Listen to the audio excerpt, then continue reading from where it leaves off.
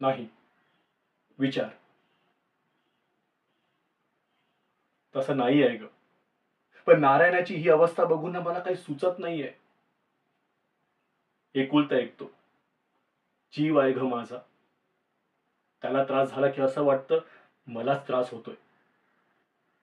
त्याचा आजार हा दिवसेंदिवस वाढतच चाललाय. आणि उपाय? त्यावर उपाय मात्र सापडत नाहीये.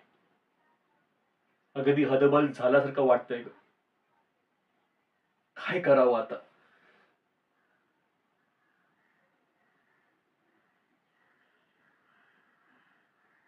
अक्कलकोट. अक्कलकोट.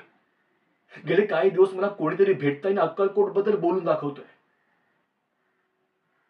असं तर नसेल ना की नारायणाच्या आजाराचा उपाय हा अक्कलकोटमध्ये आहे?